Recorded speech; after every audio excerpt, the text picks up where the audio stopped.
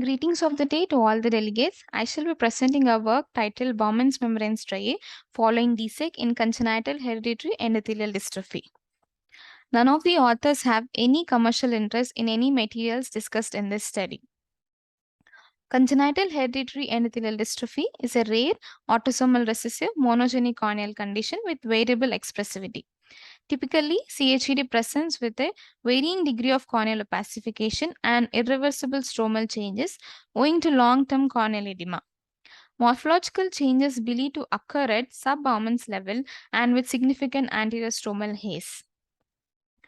CHED is one of the important cause of corneal transplantation in the developing world. While endothelial keratoplasty is a current standard of care, it has certain limitation in this subset of cases. One of the potential demerits of DSAEK in cases of CHED is that lack of pristine corneal clarity that is routinely achieved after an penetrating keratoplasty. The clinical spectrum in CHED can be variable even within a family. The disease is often bilaterally symmetrical but can vary in terms of age at onset of corneal clouding, the density of the corneal clouding, the severity of the disease. It's not uncommon to see the secondary stromal changes such as a spheroidal degeneration or band-shaped keratopathy, so on, in an unattended long-standing cases. Such a dense anterior-stromal corneal opacification may limit the surgical success after EK. Based on anterior segment visibility, we classified corneal clouding severity into mild, where anterior segment details are discernible through the cloudy cornea. Moderate, anterior segment details are obscured, but pupillary silhouette can be seen with no secondary changes on anterior segment OCT. Severe corneal clouding obscure the anterior segment view, whereas anterior segment OCT shows significant secondary changes. Managing corneal clouding in CHED is very challenging. We propose an algorithm where mild form of the disease can be managed conservatively by giving appropriate optical correction along with possible role of topical NSAIDs or IOP control. Whereas moderate and severe form of disease can be benefited by undergoing DSAEK or penetrating keratoplasty. Sequential bilateral DSAEK performed in CHED showing dynamic of host corneal clearing along with corresponding morphometry and densitometry in the first year. Most cases in our cohort showed a discernible corneal clearing in the 3 months and 12 months time. A large proportion of cases may not achieve a pristine corneal clarity after EK. Besides, a subset of patients may have unusual arborizing anterostromal folds at the Bowman's plane postoperatively.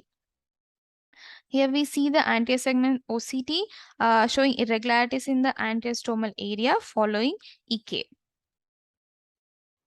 Here we see the histopathology specimen of CHED from penetrating graft showing hydrophobic changes in the epithelium, partial loss or irregular thickening in the Bowman's membrane, markedly thickened stroma and descent membrane with endothelial attenuation. These irregularities in the anterostromal area following EK and histopathology specimen from penetrating graft showing Bowman's breaks made us to think that these unusual folds indeed of Bowman's membrane in origin. Hence, we have coined the term Bowman's membrane striae. Therefore, it is logical to believe that there could be an improvement if the abnormal endothelium is removed, denuded posterior defect typically replaced with healthy perilesional corneal endothelium. Recent corneal endothelial wound models have demonstrated similar findings. Therefore, our intent was to study the formation of these unusual BMS and its visual implications. This is single-center retrospective consecutive interventional case series. Entire cohort we have divided into two groups. Group 1 based on the presence of folds, Group 2 based on the absence of the folds. We try to see the comparison of baseline characteristics among the two groups.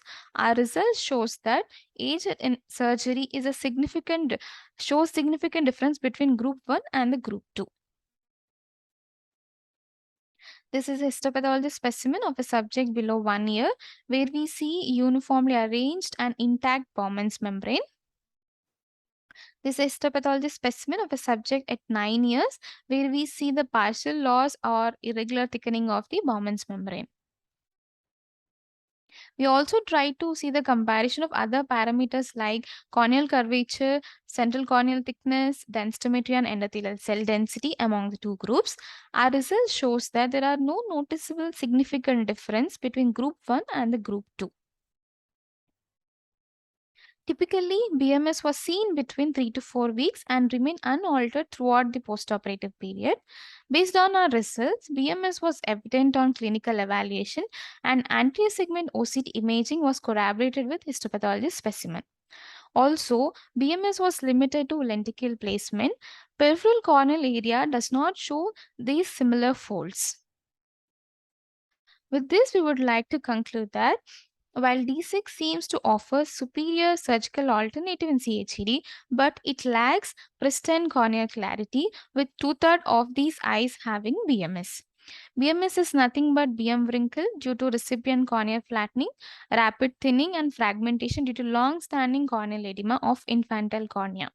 Our results also shows that late surgical intervention is an independent risk factor. While these BMS are persistent, based on our current evidence, it may not have a discernible implication on functional recovery after endothelial keratoplasty. These are the references. Thank you.